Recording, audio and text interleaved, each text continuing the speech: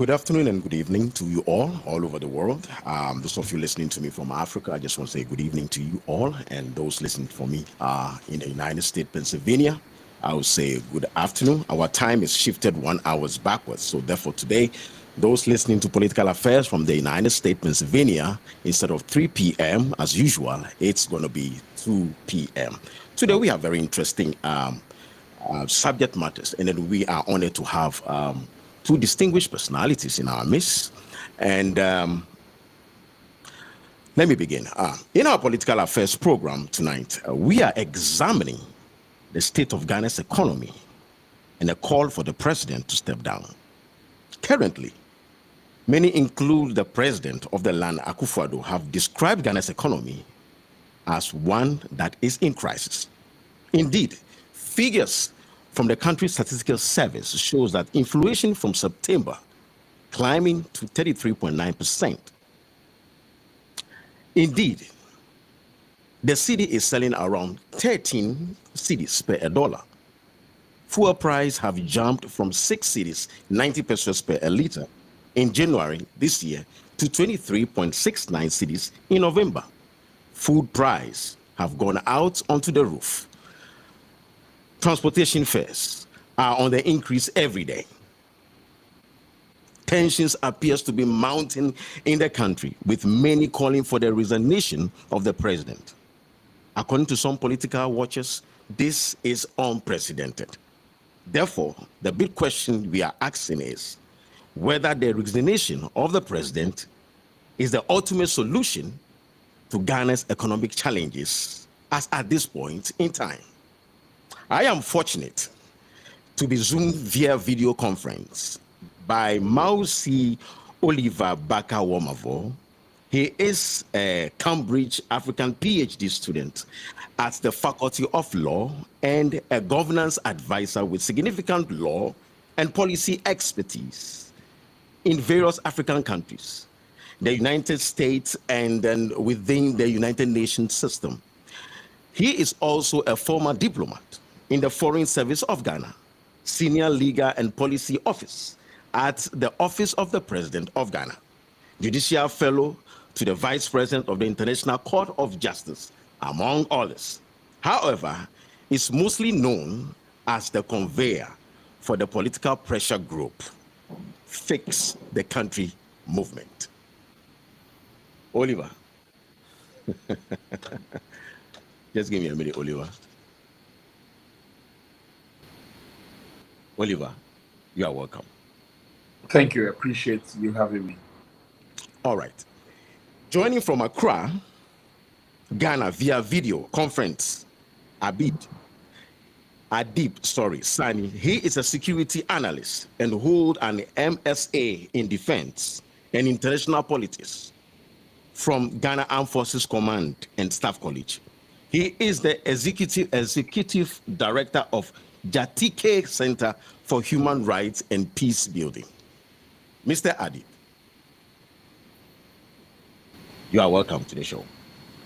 Thank you for having me. It's actually Jatike Center for Human Security and Peace Building. All right. Okay. Yes. Thank you so much for that My pleasure. correction. All right, gentlemen. There is tension in the country. The people are calling for the stepping down of our president. They are also calling for the stepping down of the finance minister. In a minute, tell we the viewers what is going on in the country. Starting first from Mr. Womavo. Martin, thank you for being able to join this conversation. I've lost my voice a bit from the demonstration, so I hope yourself and your viewers can pardon me. There is I think that you have noise in your background. If you can reduce in your background, Mr. Womavo, or Mr. Okay, Yeah. yes. Yeah, so saying that, I think you have described or of given an indication of how some political figures in Ghana, including the president, have talked about an economic crisis. And I think that we are in a situation which is of big proportions and significance to our way of life, as the global health pandemic was. And in the same regard, it calls for the same kind of attention and solutions that were devised for the global health pandemic. And I think that's the kind of situation we are in. If I was to summarize my view of what the country, the state, where the country is at this moment. Mr. Abid.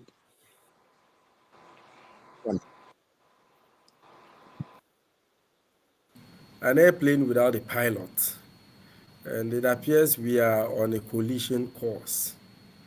The country has been mismanaged.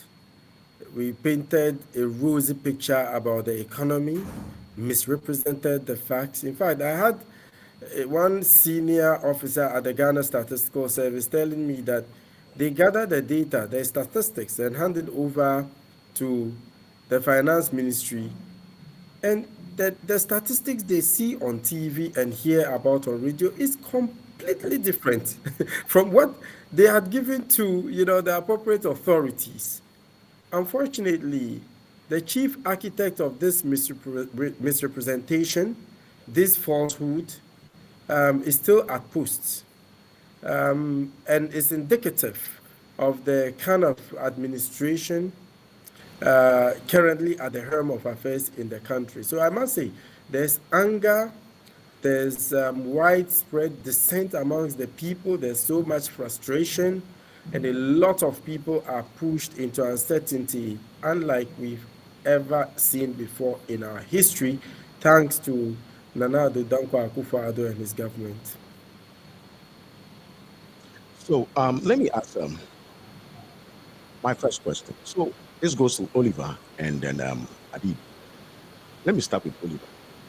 So tell the viewers who is watching globally what is happening in the country. Well, I think that one of the ways to think about the problem Ghana is facing today is to just start perhaps from the credit rating agencies.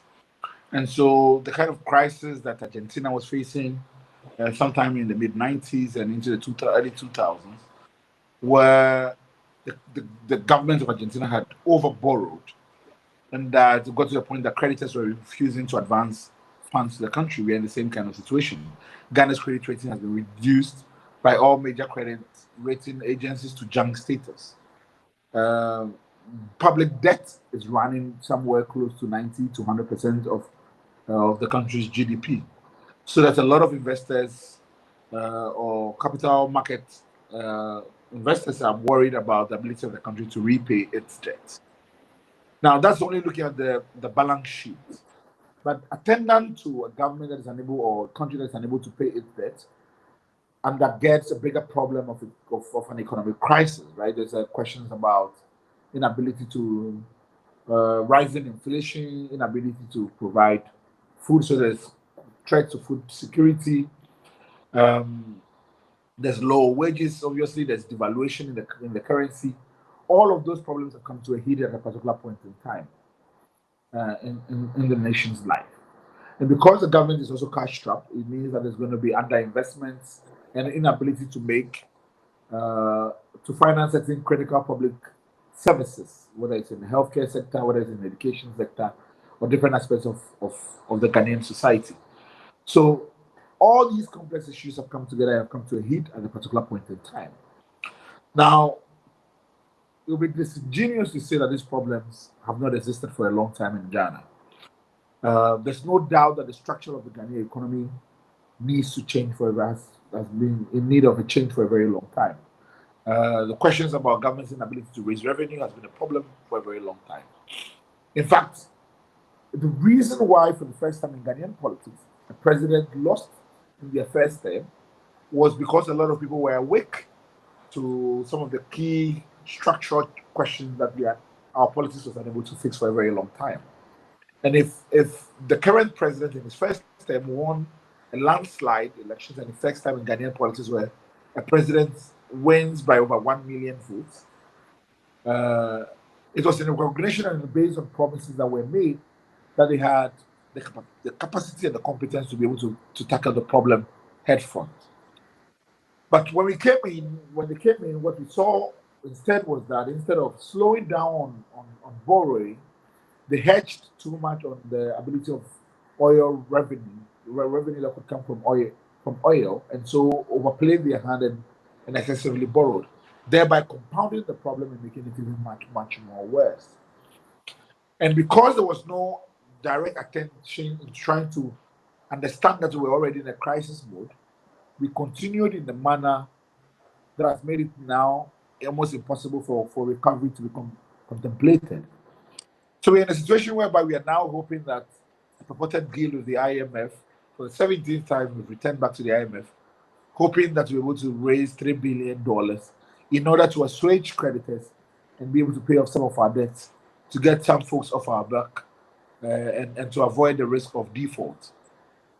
And because of this, and because we're in a situation whereby it seems like the International Monetary Fund seems like the only option on the table, it has made everybody jittery. It has put pressure on the Ghanaian cedi, which has become completely devalued in the past few months, making it the worst performing currency in the entire world. And attendant to that, obviously, is the rise in energy costs across the country, the rise in food prices, and all of these things, which are making life unbearable for the average Ghanaian and also for the average Ghanaian worker. This is the situation we are in, and the conversations as to how we fix that problem is, I think, one of the things we're getting into, and as to why we ended up organizing a demonstration in the capital yesterday.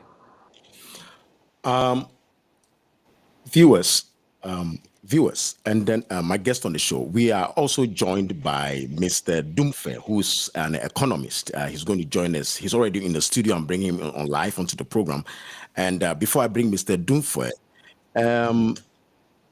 Adib, can you tell me, security-wise, who's watching what is happening in the country? Well, it is a dangerous scenario, I must say. And it was no accident when the president went to the military and called on them to protect the constitution and our democracy. We also had the main, opposition figure, the former president, also doing the same thing, calling on the military to protect the democracy. You sit in public transports, and it is quite disturbing the kind of things people have to say about particularly politicians. Not too long ago, something started in Ghana where politicians were actually attacked by their constituents, including the majority leader, Osei Mensah Bonsu. He was attacked by his constituents. And I stated categorically that if care is not taken, this is certainly not going to be the last. And it might even end up in someone getting hurt. So that is indicative of the level of anger and frustration a lot of Ghanaians are going through, which, by the way, has a direct link with fiscal insecurity. And I'll give you an example. Because of the mismanaged nature of the economy, because of the lack of jobs, a lot of young people particularly have been pushed into uncertainty. They don't have jobs, they are hungry, and that has morphed into survival mode. And when people get to the survival mode stage, they are willing to do anything by hook or crook means to survive. And that is when you will have young people going into crime, not because they chose to do so, but because they just want to survive. When you compare our situation to how things were in countries such as Mali, Guinea, and Burkina Faso before their coups, it is not any different. I mean, we might even be worse off because they didn't have the worst performing currencies in the world before the military took over. Okay, so we really need to be careful. We don't pray anything of that nature happens, but it is certainly something we cannot turn a blind eye to. And that is why we're saying that this president has proven beyond reasonable doubt that he's incapable of running the country and has to go. So a much more competent pair can be at the helm of affairs. Mr. Dumfe, can you hear me loud and clear? Mr. Dumfe, can you hear me? Mr. Dumfe, can you hear me? All right. I'll go to Mr. Oliver. Mr. Oliver, you line out certain problems, rise of transportation, rise of sorry. I think Mr. Dumfe is having problem with his system, so I'll just put Mr. Oliver already on the system. Sorry. Can you hear me, Mr. Oliver? I can, yes. Good.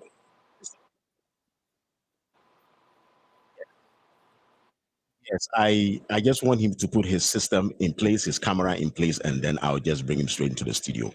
So I'm monitoring him from here right now. Mr. Oliver, looking at some of the debate and argument that we are making, they said, could Russia, Ukraine, and a COVID truly be the reason why economically we are where we are now? You know, let's think about the Russia-Ukraine conversation for a bit. There's no doubt that Ukraine, the economic impact of the war on Ukraine would have some indirect consequences on other countries.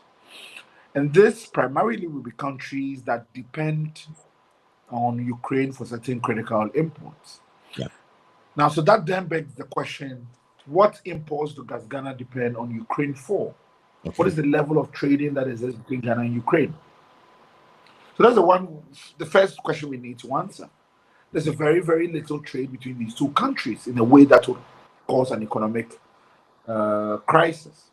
The second thing is also about whether or not, because of the Ukraine crisis, investment is being redirected from Ghana.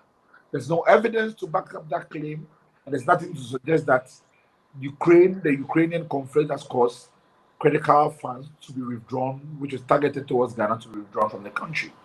And so, even though it has been the rhetoric of the president for a very long time, there has not been any attempt to kind of distill in what particular way the Ukraine-Russia crisis directly affects the country. Now, there's certain countries, there's no reason why that's not the case. There's certain countries, for instance, which depend on Ukraine for wheat and flour and things like that, where those have been hit. And so we've seen them tend to other alternative and substitute, products to kind of substitute that trade imbalance. But Ghana is not one of those countries. And even if it was sincerely, it would have to be something that affects critical food prices. We're not importing that kind of food from Ukraine. Now, the government has said clearly from the very beginning that the effect on food to Ghana has not come from the shortage of food, but in fact, shortage in energy, so rising fuel costs. Meaning that we are not dependent on Ukraine for food, so that's not going to be a problem. We already have the food, they said. In fact, they're arguing that they're going to make the Ministry of Agriculture start selling food directly from the farms to reduce price buildup. And so there's no way in which anybody can disarticulate clearly the impact, and if so, what is the extent of the impact that Ukraine has on us. The second thing has been the COVID. Now, there's no doubt that COVID for a very long time affected global trading lines and shipping lines, and so had an impact on the time frames within which certain critical goods will be moved across the country. In so many places, that is kind of strength. It's becoming better. Now, I'm not saying that it's completely gone, but the level of impact at which it has hit the country would not have happened without underlying conditions. Now, without Ukraine and without COVID, our economies was already heading towards a ditch because of the level of borrowing that has happened. That has become the biggest stressor on the economy, rather than any other indication. Now, the government could say that because of COVID-19, it had to overborrow. There's no doubt that in terms of our expenditure, we have received critical funding and money from sources which we would not have received but for the pandemic. Whatever money increase in public expenditure, that was occasioned because the government, for instance, decided to forgo revenue collection on water and electricity in certain parts of the country, have to now been fully paid for by the level of taxes that have been redirected on different aspects of the economy. And so those have become convenient scapegoats for a government that was unable to deal with a country that was already heading Right. towards crisis. So, which simply means that statistically, there is no proof that the war going on between Russia and Ukraine is a factor of the state in which It hasn't been demonstrated. Yes, it hasn't been demonstrated how and to what extent. All right. Beyond rhetoric. Okay, Adib. I want to come to Mr. Dunfe, but if I just give you 1 minute to give a submission, then I'll go straight to Mr. Dunfe for him to talk to us about the economy because he is an economist. Okay, Mr. Adib. Okay, so we cannot deny the fact that there's been some implications on the economy as a result of COVID and the Russian-Ukraine crisis. But I think the bulk of the reason we are here today is mismanagement. Right. Okay, come to even think of it. During COVID, a lot of money came into the system from donors in the billions of dollars. What happened to those monies?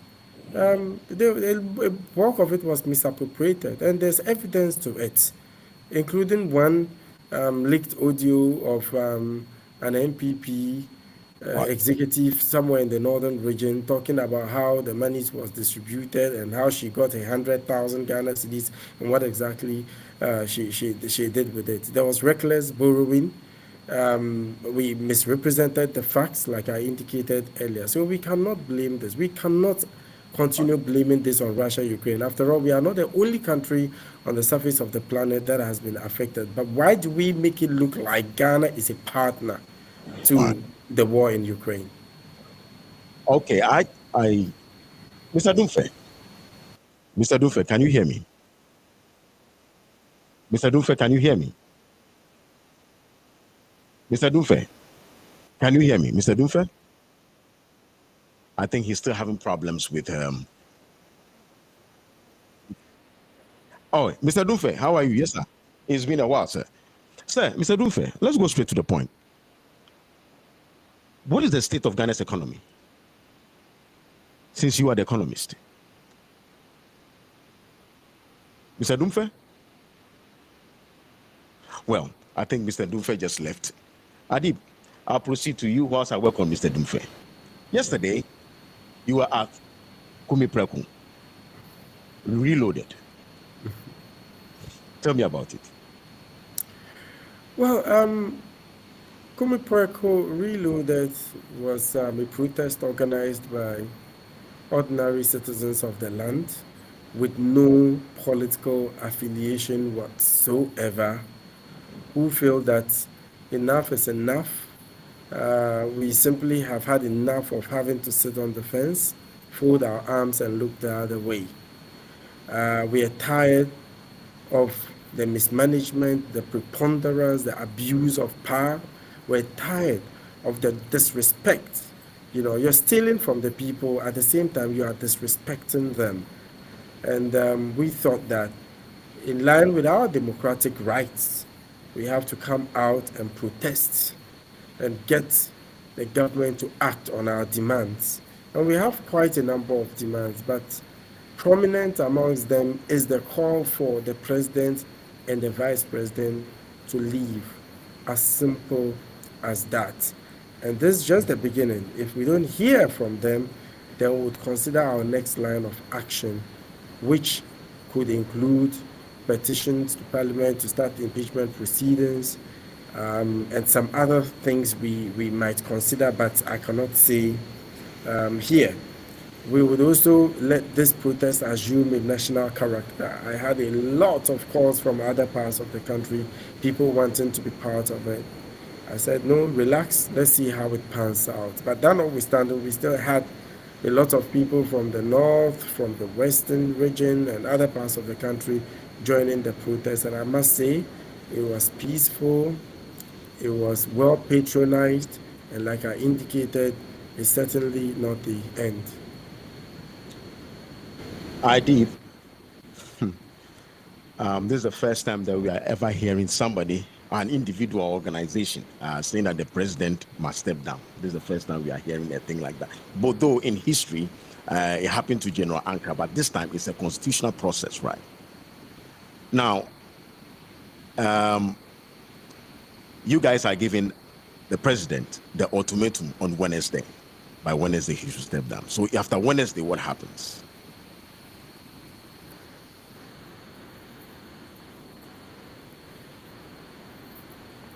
Which could be any of the things I mentioned earlier.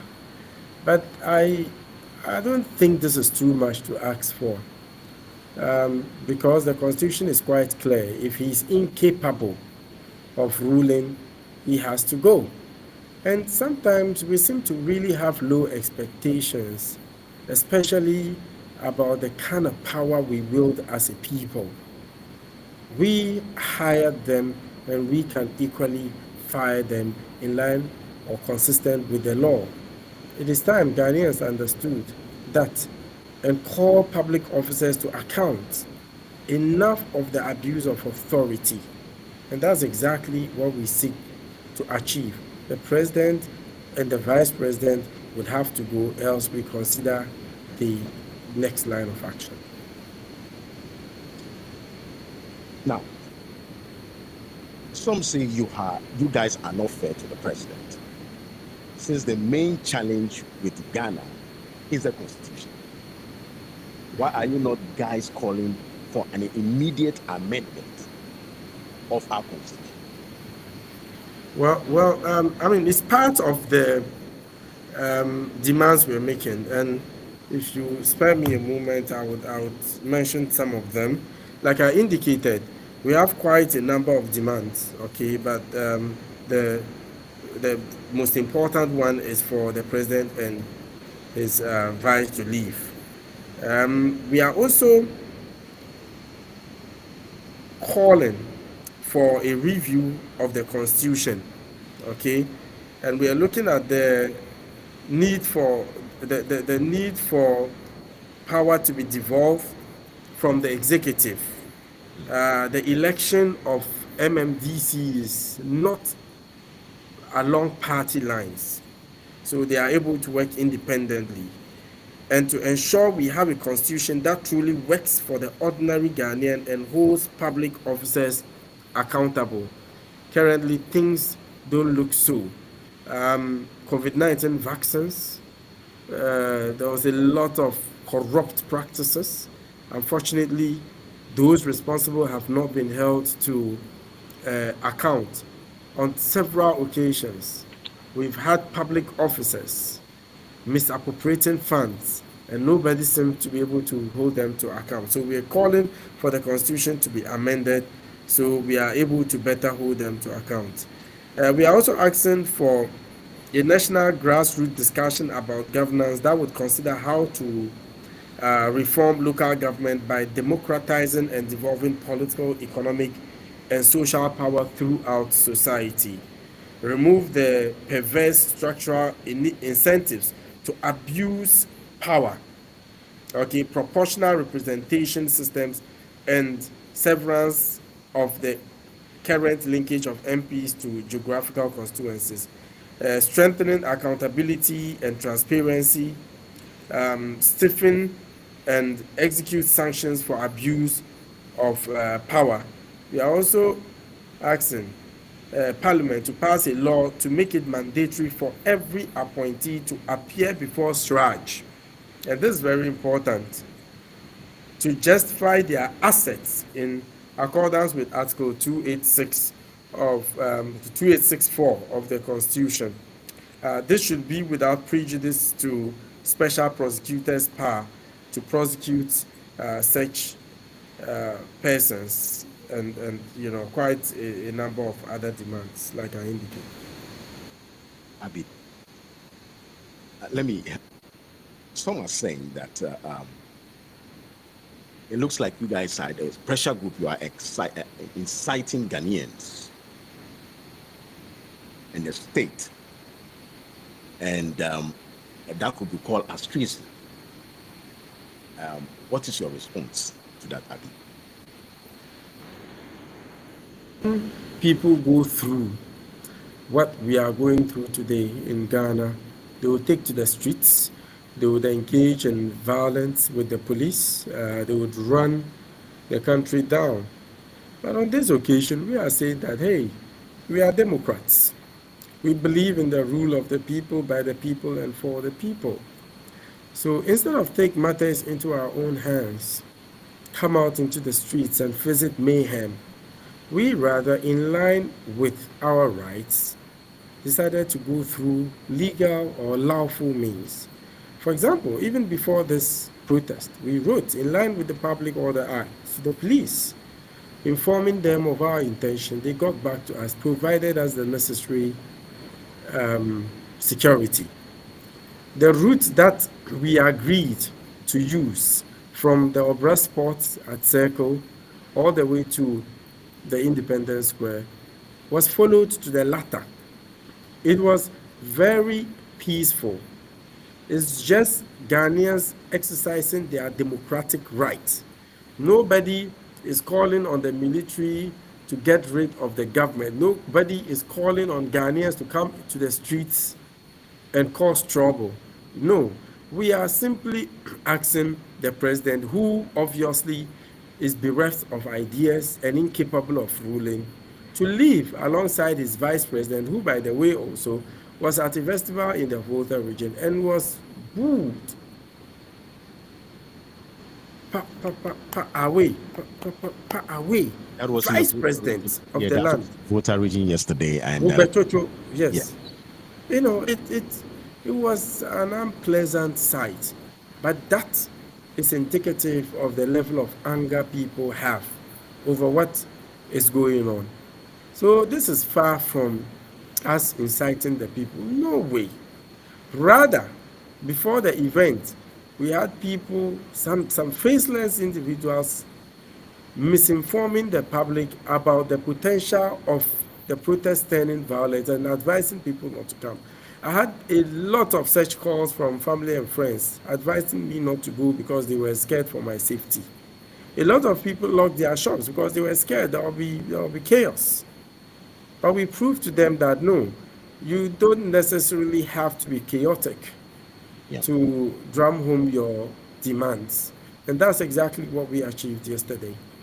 Surprisingly, let me ask, intelligent, did you receive any information whether your group was infiltrated or anything of that sort during yesterday's to be pregnant? No, but before the incident, before the protest, we picked up information about that possibility.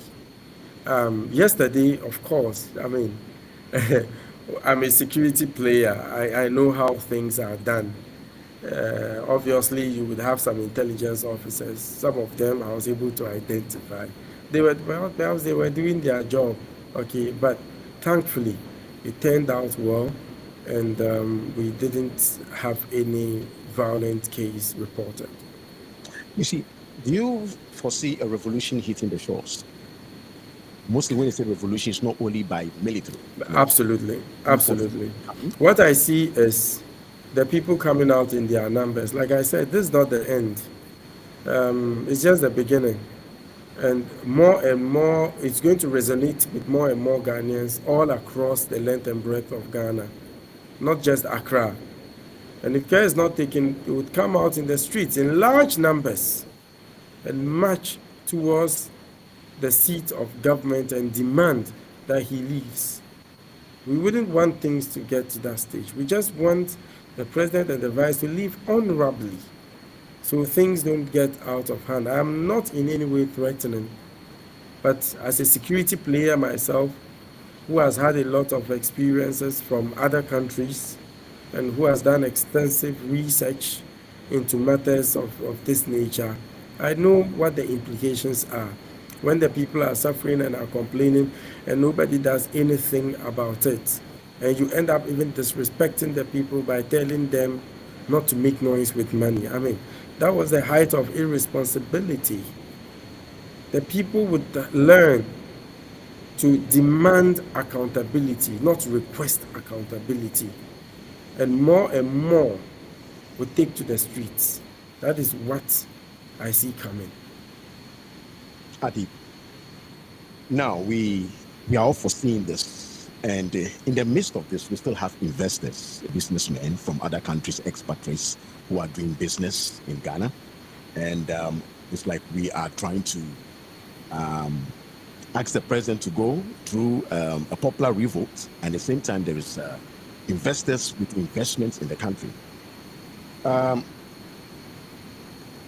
So what should be done to boost investment confidence in Ghana at this very moment? Leadership is extremely key. I think the president really has to listen to the voices of reason. He has to listen to the 135 ruling governments, members of parliament, who are asking him to remove the finance minister and his deputy, Charles Edibuahin. I think if they are removed, it would inject some level of confidence back into the economy. I must say that the day the MPs came out to announce that the finance minister had lost credibility and they didn't want him at the helm of affairs any longer, the city made gains against the dollar the following day. So that should tell you that the economy is also dependent. How well we do is also dependent on the kind of leaders in place. The finance minister has completely lost credibility. He doesn't have a clue. He doesn't know what he is about. And the president has deliberately refused to remove him. That is just shocking.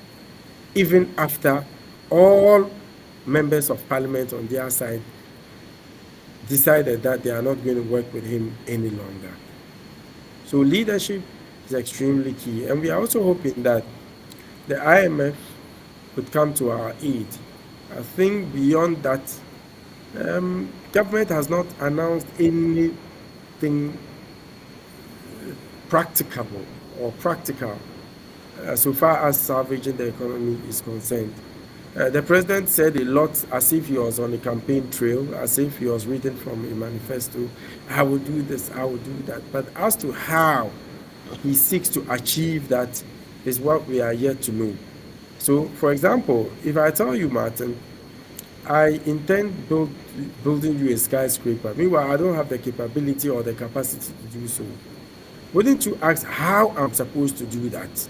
So if you come and promise us, I'll reduce debt to GDP to 50% by 2028 and all that, without telling us how it's going to be achieved, you're just blowing hot air. So like I said, they are bereft of ideas. They don't know what they are about. They've lost control of the economy. And you see, God has a special way of exposing people who think they know it all. Economists, financial experts saw this coming. When the president granted an interview to, I think, Peter Okocha on BBC, he mentioned it. Oh, there's this financial expert from the University of Ghana. He said that the way things are going, it might turn out bad. The president bastardized the whole idea. That is his opinion. He can say as what he likes. But here we are today. They simply have no clue. They painted a certain picture. They are the best. They are the most educated. They know what to do. Muhammad is incompetent. He's this and that. Now, what are we seeing? We are in a sorry state, I must say. Adib, I think I have Oliver on the line. Mr. Oliver, can you hear me loud and clear? Yes, I can. Yeah, you can hear me. Mr. Oliver? Hello? Yes, I can. Yes. Okay, Mr. Oliver. Yeah, hello. It is believed. Yes. Hello, Mr. Oliver. Can you hear me? Can you hear me, Mr. Oliver? Yeah. Correct. Viewers, we have Mr. Oliver Womavo on the phone line. We're trying to get him through Zoom onto the system, but it's been very difficult. But I've managed to get him on the phone line. Mr. Oliver, there is this saying by the present administration that what is transpiring in Ghana right now is a made-up. The economic situation is being made up. That's why we are in this predicament. What can you say about it, please? I struggle to understand what people's lives and livelihood being made up looks like, right? It sounds like the alternative reality where even though you are impoverished, even though you are unable to afford basic goods and services, somebody else will translate that to you and say, no, that is actually not what is happening. People are lying to you about the economy.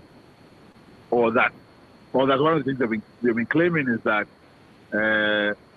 traders and owners of businesses have instantly now been hiking up prices for no apparent reason. It goes against the market ethic in the face of abundant goods. And this is basic economics, that if there was a lot more supply, there won't be, and supply outstrip demand, prices would fall. It's only in the face of scarcity that people are able to increase prices and get away with it. So if there was no scarcity to begin with, we won't be having a price hike and so many other things. But then again, it is very characteristic with the way in which this administration has handled problems with the economy. It's just about pumping more propaganda and lack of forthrightness into the system in the hope of dissuading critics and dissenting voices and overwhelming everybody with fake news. So that's the problem we're dealing with. But I think that the reality of people's circumstances tells a different picture. Mr. Oliver, can you hear me? Mr. Oliver, can you hear me? Yes, I can. Yeah. Yes, I can. So can you hear me? I can hear you. There is some few text messages coming over, and then I'll Wilberforce Agoti. He says, "I see you. Your panelists are lying about the state of Ghana's economy. They have to study the debt profile and then the trading before talking about." I mean, can you speak to that? They are talking about a root cause. Can you speak about that, please, Mr. Oliver? Well, one of the things I've said in the beginning was that the debt crisis was something that we were always going to be dealing with. But then we have had an economy, we have had people who have come in and triple borrowed without being mindful of the economic precarity or the precarity of our economy. Now, if somebody is suggesting that what we are saying is not looking at the debt profile, it would be interesting to have facts that demonstrate a different thing from what we are saying. You know? If not, we'll be engaged in a debate of the debt, where we are signaling without using important data points to be able to tell the story. There's no doubt and there's no debate that our debt situation has worsened, unless, of course, the credit agencies are making this up in downgrading the Ghanaian economy to junk status, or the credit rating of Ghana to junk status. Okay, let's go to one or two final questions, and then the program is almost 45 minutes. So on Wednesday, your group has given the president the opportunity to step down. Can you take us through the process in which we, the citizenry, can pressurize the administration to step down, both president and vice president? It's unheard of. Most of the time, it's the president that steps down, the vice president takes over. But in this situation, it's both president and vice president, or maybe the whole administration. Can you take us through that process? Well, first of all, we have to understand that the demand for those who are in charge of Ghana, the president, with whom the buck stops, and the vice president, who is head of the economic management team, the demand for them to step aside is a democratic and constitutional demand. The Constitution makes provision for the president to resign. And the call for the president to resign is part of the democratic ethic. Citizens are able to make those demands on the president, and there's nothing unconstitutional or undemocratic about it. Now, if we were not in a crisis situation, presidents will not be calling on government and those in charge of it to step aside. In fact, it's particularly very routine that various presidents have resigned over different periods in time. Now, if the demand is being made on those two individuals, it is a recognition of the fact that they are joined at the hip. And because they're joined at the hip, it would be splitting hairs to say one should leave and the other to stay. Nothing would have changed significantly. They both involved in the economic mess and economic situation in which we are facing. And because there is scope then for under the constitution for that to happen, for both of them to leave. And in fact, there are provisions that determine what would happen if both the president and the vice president were to resign or to be otherwise impeached. There's a process for that mechanism to kick in. Now, one of the things I've heard people say is that we haven't created a situation or a society where people take responsibility for or take account for or are accountable for their decisions and things that they do not do. And because of it, some people have viewed it as almost unheard of to make a demand for the president to step aside. But this is that demand being made. This is creating that society where when things are unacceptable, you make that claim and you make that happen. That is what is important about our democratic practice. And so, yes, so both of them resign and take and leave office. It provides room for elections to be conducted in three months, and for new persons to propose solutions to the Ghanaian people, and for those solutions to be actualized and to be considered whether or not in the marketplace of ideas they solve the problems we are facing. That's how I see it happening. Okay. Let me ask you one very personal question. Some few months back, you were picked up, and then you were locked up, and then you spent almost about 28 days, if I'm not mistaken, and then now you are out. With what is happening right now, and what happened, what is the difference? I know it's a very personal question, a very emotional question, but so what is the? Can you take the last part again? Yes. Are you asked? You said. So yes, you said before that happened, and now. Yes. What is something I missed the last part of what you said? Emotionally, are you charged now, or you are now confident now that what you stood for at first? Are you convinced now that this is the evidence that what you stood for at first, this is what is replaying back? Well, I mean, I've always been consistently clear that the face of leadership and in terms of structural conversations that we need to have about the future of the country ought to be had. There's no question and no doubt in my mind that we must reverse course or we are going to crash. And I've always been consistent on that point. Now, so far as in terms of being arrested and tortured and illegal detention, it has always been clear to me, even before speaking out, that that was always part of the tricks and the way of life or the modus operandi of the regime that we are dealing with.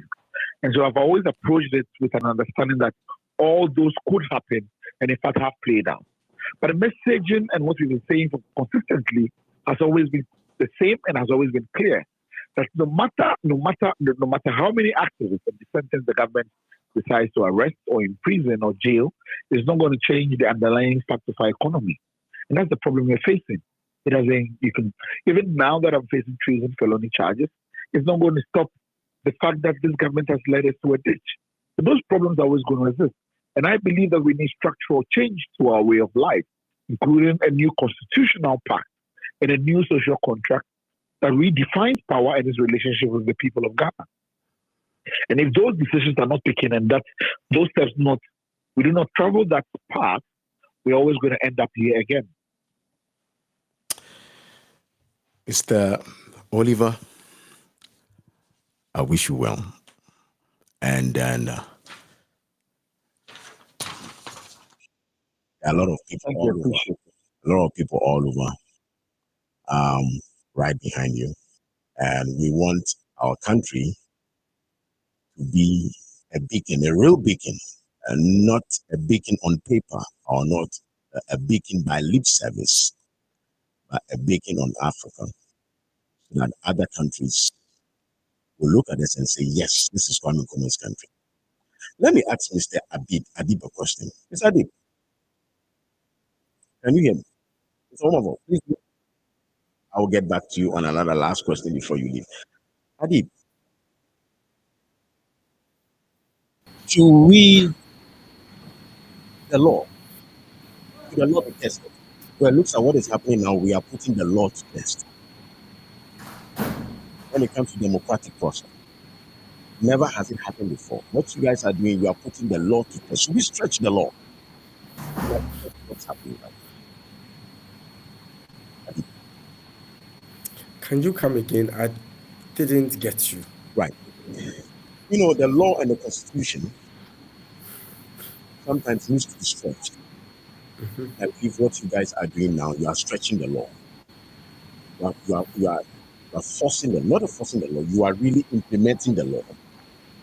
You are going into the frame of the constitution and you are bringing everything out. You are making everything now open. So my question is that, is the law being stretched? Are we stretching the law? Should the law be put to test? I think, well, I'm not a lawyer, Yeah. but so far as I am concerned, I think that is overly exaggerated because the law is quite specific. Okay. Article 66 about the processes involved, about the circumstances under which the president can be removed and all that. It's just simple. What I think is causing this is our seeming low expectations as a people. Sometimes there are certain areas we just don't want to go because we feel it is not possible, because we are not accustomed to it, and perhaps we lack some level of assertiveness. Okay, so this is a simple matter. The president has proven he's incapable of ruling. So what do we do? Leave him until his time is up in 2024? That is no democracy. Democracy doesn't mean you can hold public officers to account only at the end of their term. In between, you still can hold them to account, and that's exactly what we're asking for. Mr. Oliver. Mr. Oliver? Yes. Yeah. I'll ask you the same question. Are we testing the law? Mr. Oliver, Well, can you I think that yes. I think that the beauty of our constitutional framework is that, at different stages of the nation's life, has a constitution Mr. Oliver. Mr. Oliver. Yes. Just give me 1 minute. I have Mr. Dufe on another line. I want to ask him some quick questions. Mr. Dufe, can you hear me? All right. Mr. Oliver, can you hear Mr. Dufe? Adib, can you hear Mr. Dufe? No. All right. What I'm going to do is that Mr. Dufe, I'm going to be calling you back into the studio in the next 5 minutes. When I'm done with Oliver, I'll call you back. Okay? Hello. Yes. Now I'm going to call you back, please. Mr. Oliver, please can you proceed? I'm so sorry for this. No, that's fine. So I was saying that in every nation's life, yes, there's a very different part of the constitutional framework that remains untested and is just together that. In American's life, for instance, it took a very long time before the first British president, Andrew Johnson, happened. Since the American Constitution was put in place in the 19th century, it was only recently that there was an attempt then to impeach President Nixon and also President Clinton. So it shows you that in every nation's life, there are different stages of how to evolve. And we are going to critical times at a time of crisis where people are making conversations based on the democratic constitutional framework. Now, let us not forget that we have been in points of crisis before where the response of the people has not been democratic, but rather an overthrow of the regime. For the first time, for instance, we are seeing these demands being made by the populace through a democratic constitutional framework. And I sincerely believe that that conversation needs to be taken seriously. Because as many people believe and people have said for many years, those who make people change impossible create room for only one thing. Right. And I do hope that those who are mindful about saving our democracy take these calls seriously. Thank you so much. Let me ask you the last question, then I'll come to Mr. Adib, and then we'll go to Mr. Doomford. So, in this case, are we looking at writing some few letters to the international community about what is happening in the country? Are we seeking external aid in terms of your struggle, Mr. Omavo? Well, I do think that the solutions to our problems are domestic. Okay. And we have to focus on the domestic constituency. That's our audience. Right. The message around being able to mobilize critical voices to demand for the president and his vice president to step aside must be demands that must be made by the people of Ghana. And I think it is important that we bring so many more people into the conversation, and we need to be able to resource so many people to find their voice, to demand this, to make this work. I don't think that our solutions lie in looking abroad. But as far as abroad is concerned, although I think that Ghanaians in the diaspora have a stake to play in the conversation and how we mobilize. Right. And I think that the continuous support to what we're doing and kind of conversations we want to initiate, it's important to create democratic accountability back home in Ghana. Right.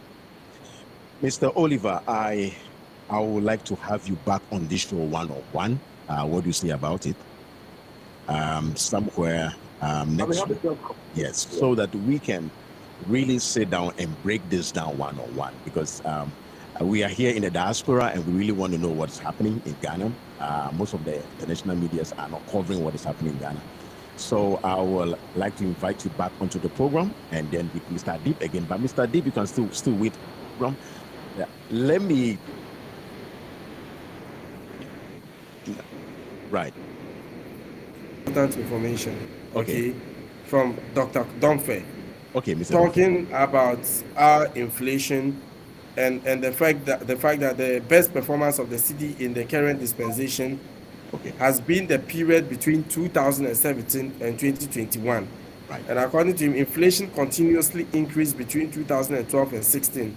It, however, dropped every year until 2019. Even last year, it was 10%. And he sent me the figures. 2017, it was 12.4%, 18, 7.8%, 19, 7.1, 2020, 9.9, 2021, 10.0. And as at the end of September this year, it was 37.2. However, a professor of applied economics at Johns Hopkins University, Professor Steve H. Hank, has pegged Ghana's inflation rate at 148%, which is inconsistent with the current inflation rate, like I have indicated, 37.2%. So, yeah, I don't know. But, hello, can you hear me? Hello, I have Mr. Dunfer on the line. I have Mr. Dunfer. Okay. Mr. Dunfer. Okay. Yeah, I can. Yeah, I can hear you loud and clear. Mr. Dunfer, thank you. I have Mr. Dunfer on the line. Mr. Dunfer is an economist. He was supposed to join us and he's having problem with his network. Mr. Dunfer, tell me the state of the economy. Ghana's economy. My brother, before I begin to speak, let me say that it was very, very, difficult for me listening to your two panelists, because they were representing the state of Ghanaian economy. And that is a fact. I wish we could use figures. I have sent something to Adib. I want him to also share with his other friends. And then we come to talk about, they were talking about mismanagement. My brother, in as much as I wouldn't take mismanagement as part of why we are here, I've always mentioned, and that is the fact, and I haven't seen any Ghanaian economist or any economist from anywhere challenging me with figures. Okay. That the current problem is not just so much because we are doing something wrong, but because we have refused or failed to do what is right for so many years. Now, what is happening is an exposure of our vulnerability. The key problem with our economy today is balance of payment, problem. At the beginning of the year, we had total reserves of 9.9 billion, and that translated into 4.9 months, 8 months import cover. That happens to be one of the highest that we have had. Okay. My brother, unfortunately, as I speak with you, our import cover is below 2 months. And do you know what it means? It means that your city is becoming valueless. Why are we here? We are here because since 2007, anytime there was a problem, the government of the day will rush to an European bond market to procure bonds to shore up the reserves. And that's how we have been managing Ghana city from 2007 that we had opportunity to enter the bond till today.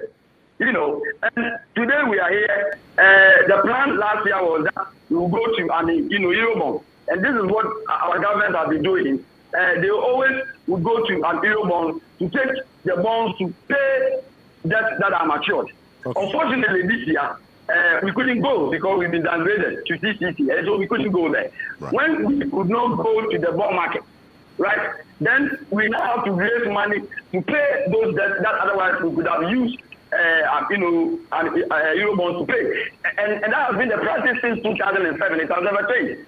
Right? And when they were talking, they talked about mismanagement. I have always maintained that the only thing, and we have spoken before, the only thing that will take us from where we are is to increase local production. I've always talked about how Kwame Nkrumah started building factories and how all governments have followed him and didn't care about increasing, local production. As a lecturer and at the university for so many years, you teach students 50 years and you meet them, they are struggling to find a job. And that has been something and a structure. So we depend so much on what is produced and outside. My brother said that Ghana cedi is the worst performing currency in the world. That is factually incorrect. In Africa, we have only 15 currencies that are traded and in the global that are integrated to the global system. All the rest, we don't even count them. So if you say it is the West, you should go and check his records. These things are technical. Africa, we have only 15 currencies that are, traded internationally or that are integrated in the global financial system. And so if you say Ghana currency is the West, are you talking about all other over 40 currencies in Africa? We have to be very careful. You see some of those misleading, saying stuff. I'm getting the economy as you speak. It's growing. It is growing. Let me land. Okay. The economy is currently growing 5.4%. And if you look from 1957 to date, our current average growth rate, the current growth rate of 5.4 is higher than an average growth rate from 1957. And that clearly tells you that when it comes to local production, we are doing well. Our major problem is the oil. My brother, you produce 173,000 barrels of crude oil. You send everything to US. Then you go to Holland. Every month you have to feed into $400 million to import oil to come here and use. These are the fundamental challenges that we all have to come together and see how we could address it. But laying the blame only, at the fault of one person can never solve this problem, because I'm listening to them. I was shouting, is it a Ghana that I know? And we have to be very careful. A little bit of sincerity, and it's very good. A little bit. I just sent something to Ade, and Ade is my friend. I have sent him so much he has to read. If we are looking for the day Ghana cedi did very well, since 1993 in the current dispensation, the strongest time, the period cedi performed so well was between 2017 and 2021. This is depreciated 27%, and that's the best record that we have had, right? Even at the beginning of the year, depreciated 0.39. It is this year, and 20%. Today is about almost 15 cedi. We all felt it. In fact, about 3 weeks ago, cedi has performed poorly, and it is hitting hard at everybody. I will not, run away from that. Oh. But why are all these things happening? That's the question we should, ask ourselves. How many factories have we built since Kwame Nkrumah to make sure our over-dependence on import goes down? These are the questions that we should be asking. If that's not at all, these people are doing very well. Today, manufacturing sector is growing over 8%. How many years have we seen the sector doing so well? Agricultural sector, if you move everywhere in Ghana, there is food. Have you asked yourself why all these things are happening? And that's what we need. We need more of that. We need to build more factories. I have seen so many factories built recently. That is how we can take ourselves and build a better Ghana. It's not just about accusing, my brother, I'm so sad today. Listening to the truth, I feel so sad for this country. If this is what they want, I'm a military to take over. They're ready for the military. They should come. No. I mean, some of us, we have seen quite a number of them. Let them come, and let's see if when they come, factories are going to be built. Because until we build factories to cut our dependence on imports, this problem will never go. Because all governments that are coming gone, they were procuring bonds and loans to shore up the reserves, and that's why we've been maintaining the city. Until you begin to improve upon your export base, and then cut your import drastically, you are not solving any problem. And if you're very sincere, you should know that the last 4 years we have seen this happen. So many factories are being built, except that they may not be enough that we need. We need to, strengthen that agenda of building more factories. Otherwise, we have to be. I mean, my message to them is that a little bit of sincerity is good. Okay, Mr. Dumfa, let me ask. I would like to respond to what Mr. Dumfa is saying, but Mr. Dumfa, let me ask you a question. Ghana has gone through so many administrations, but what is happening as at yesterday, as compared to 1981, this is different. We know our export is more than, our import is more than export since for the past 25 years, or maybe for the past 30 years. We haven't seen anything like this before. You understand? So can you just explain why are we seeing things like this? Because for the past 8 years, our import has always been more than our export, and we haven't been in such a situation. Yes, Mr. Dumfa? Yeah, so that is why I started by explaining. And my two brothers are out there. I wish they could know the truth before they come out to speak. My brother, I started by saying that since 2007, and they should go and check the data. Every euro bond that we have procured, we have to use it to pay them. They were talking about mismanagement not so long ago when we had Johnson. We brought people from Turkey and the other places, and they entered into an agreement we call an independent power producers agreement. Otherwise, take or pay. And these guys are there. Over 80% of them are not working, but we pay them $500 million every year. And so where is that money coming from? They are not charging us in cities. It is dollars. Are they saying that is a time management of the economy? My brother, I was talking about inflation. Today, no, let me come. You even said something that for the past 20 years, our imports have been higher than our exports. I beg to differ. For the last 4 years, our export balance has been higher than our imports. So it is changing. And these are some of the things that we need to follow and get to understand where Ghana is going. For the past 4 years, we have consistently had trade surplus. And people will ask, why then are we here? We are here because at the end of the last quarter, every quarter government pays loan. But this year, Ghana government will pay a total of 37 billion as interest payments. And this 37 billion, over 30 billion, is not coming from the loans that they have procured. Significantly, the immediate past government, and you see, there is the Rawlings, Kufuor, Adikum Kufuor, and all of those people being part of this problem. Now, the 37 billion that we have to pay as interest payments, more than half of it is in foreign currency. And at the end of every quarter, every 3 months, Bank of Ghana would have to put together the needed dollars for us to go and pay our debt. And as I said, Ghana government has since 2007 they rely on a bond. Unfortunately, this year we couldn't go there. Now, when we couldn't go there, then the little that we had at the bank as reserves, that is what we'll be using in paying our debt and also doing, critical imports. For example, those who go, the BDCs who have been importing oil to the tune of $400 million every month. About $100 million is being supplied by the Bank of Ghana. And that is why today, even though fuel prices are very high, very exorbitant, and we all cannot say it, there's no shortage. Some days ago, you wouldn't get the oil to even buy. But this time we have it in abundance because the bank has been able to preserve, dollars, enough dollars to meet those critical imports. And these are very good management. Now, last 3 weeks, the significant reason why we are here is that last 3 weeks, at the end of the first last week of August, Bank of Ghana and Monetary Policy Committee met, and they then came up with a regulatory framework to suggest that all dollars that hitherto were passing through the bank to the individual accounts with a commercial bank, that the secondary market should be truncated.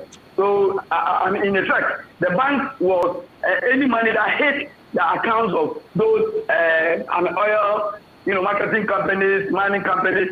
The money went there in forms of fees. You know what? I'm here to anytime the dollar hit the account, it will go directly into those the accounts, the commercial, the oil marketing companies and the mining companies, the big ones, and every year millions of dollars flow into the account. And the accounts are with EcoBank, Ghana Commercial Bank, and all that. And so anytime the bank releases the dollars into the account, it supplies or it boosts the supply of dollar at the secondary market. Now, because we are almost done, the net, we now have only 2.7 billion as our net, reserves. And so it is becoming scary. And that's why the bank decided that all those money, they would rather, trap the money and send CD as equivalent of whatever that is received to the bank. When they made that decision, $1 was around 8 cedis and 20 pesos. That was ending an August. And so if you look at from January all the way to August, the depreciation was just about 2 cedis. Because the year started with $1 going for 6 cedis and 20 pesos. And by the end of August, if you were doing around 8 cedis, then you see, even though things were getting hard, but it wasn't so much as we saw in the month of October. In the month of October, the secondary market, we didn't have enough supply in the secondary market. And I'm wondering why, if we had a military government, they were going to print $1. I don't know. Mr. I want somebody to answer me that question. Mr. Dufe, I want to give Mr. Adib the chance to respond to all that you are saying. Mr. Adib, you've heard Mr. Dufe. Yes. Please, can you respond? Okay, so first of all, it is important to understand that nobody is calling for a military government. It would send us decades back, and I don't think there's any well-meaning Ghanaian who would rationalize military taking over power. I mean, he's actually not Mr. Kufa, he's Dr. Domfe. I'm sorry. Yeah. I mean, I cannot know more economics than you. I'm a security person, I'm not an economist. But in the midst of all you have said, government did this, government did that, how is it translating on the ordinary Ghanaian? I filled my tank not too long ago for about 800 Ghana cedis. Today I fill it for over 2,000 Ghana cedis. Ghana, as we speak currently, and this is even according to the World Bank, we have the most expensive food in sub-Saharan Africa. This is according to the World Bank. Currently, food inflation, as at the end of September in Ghana, is 122%.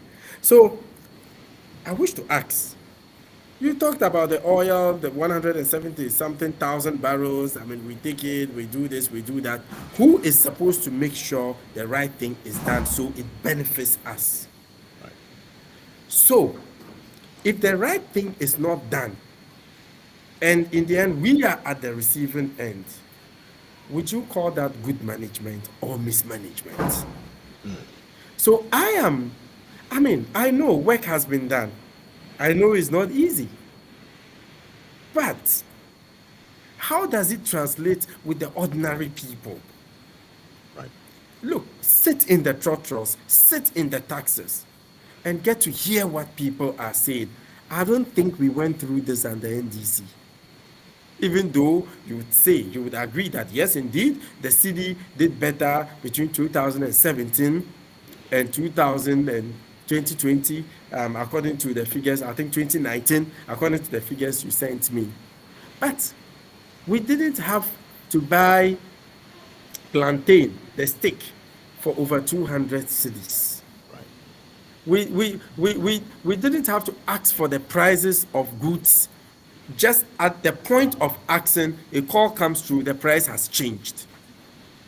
From tomorrow, I understand cement is going to go beyond the 100 cedi mark. So you see, for some of us who are working and earning and are complaining, How about the ordinary Ghanaian who is not working? How do they survive? So we cannot completely detach the blame from the government. I understand we borrowed recklessly. The COVID-19 funds that came, to what extent have we even been able to account for it and all that? So I think to a large extent, even though, from the start, I stated that we cannot run away from COVID-19, we cannot run away from Russia-Ukraine conflict. But a lot of it has to do with things we didn't do right. When President was interviewed on BBC, Peter Okoche mentioned it, that there's an economist, I forgot the name, who said that the way things are going, we are in for trouble. And the president simply bastardized it. But here we are today. So in as much as a project officer, in as much as I care about the inputs, okay, what I care most about is the output. In the midst of all this, to what end? How has it benefited the people? That's my problem. Adib, this is so sad, but this is also good. So, Adib, tell me one last thing. From security reasons, for food shortage. Do you foresee food shortage in the country coming? I mean, the government has introduced a number of programs. There's been warehouses put across all the length and breadth of the country. The National Food and Buffer Stock Company has been doing a lot of work. There's planting for food and jobs. So far as I am concerned, from my layman perspective, I don't see food in short supply. However, there's food insecurity, because according to the UNDP, food insecurity is not only about food in short supply, but there can be food in supply, but when people don't have the purchasing power to access the food, it is insecurity. And that is where my concern is. The lack of enough purchasing power to access the food, and not necessarily food itself running short. Adib, I would like to say thank you so much for spending quality time with us and briefing us what is transpiring in Ghana. It's so sad that as a country that won its independence since 1957, we are at the crossroad once again. I will plead that you come back on this program somewhere next week, and then we'll come and deliberate steps that you guys will be taking after Wednesday. You've given the president ultimatum. You've given the president ultimatum of Wednesday. My question again is, after Wednesday, he doesn't step down. What are we doing? Absolutely. So thank you so much. I will try and then speak with Mr.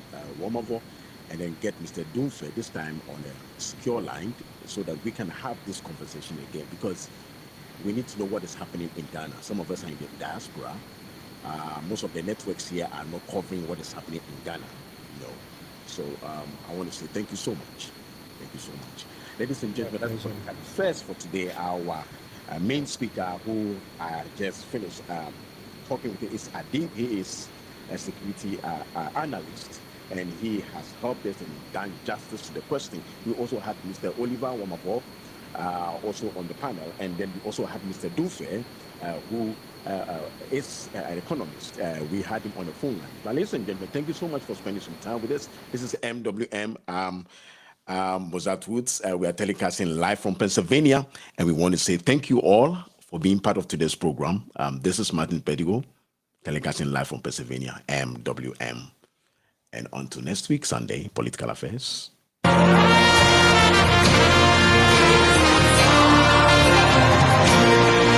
Anointed House of Prayer Church Global